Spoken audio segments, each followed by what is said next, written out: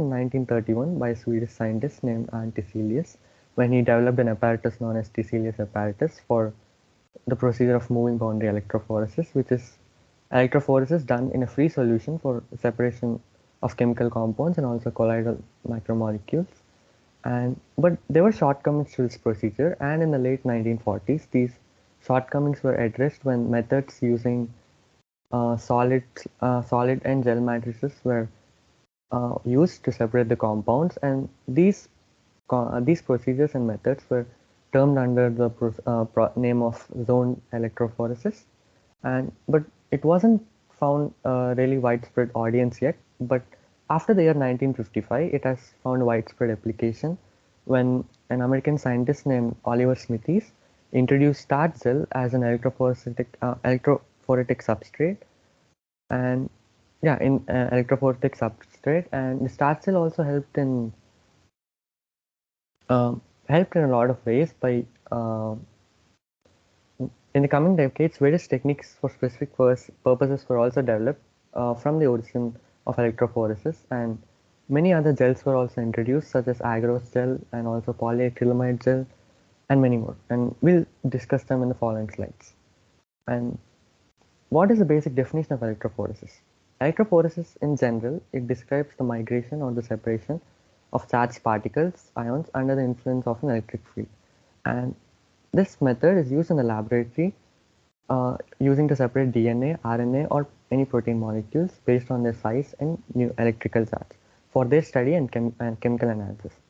And electrophoresis, it uses mediums and it interacts with the molecules in the cell in a non-invasive way without altering the structure or any of the physical or chemical properties. And it is also visualized by various methods, but some of the methods including staining and ontoradiography. And the core principle behind electrophoresis is actually taken from one of the fundamental equations in the physics, which states that the force equals electric charge times the strength of the field at that point.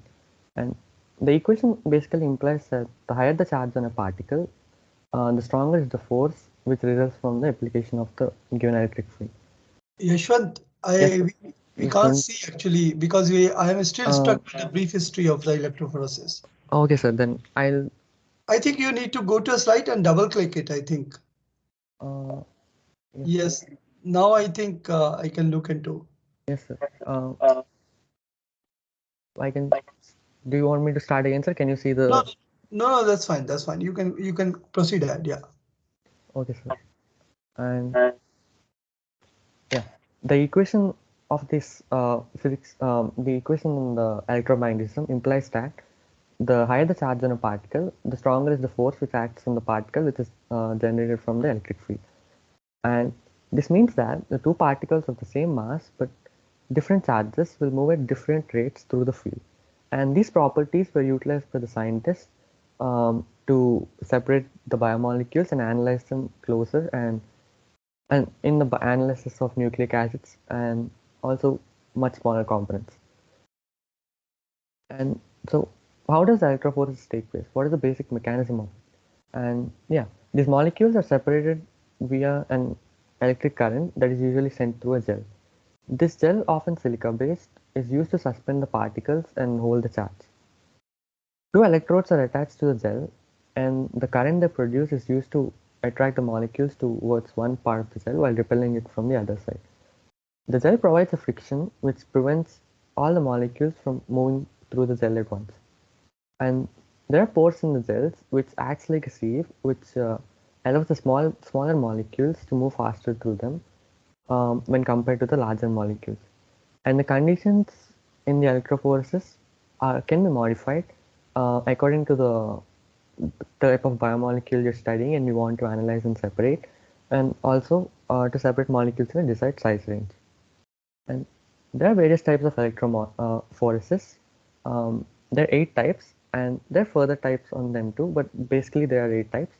And they are the routine or zone electrophoresis, and the high resolution electrophoresis, and also the gel electrophoresis, under which the agarose gel electrophoresis and polyacrylamide gel electrophoresis and the starch gel electrophoresis comes under.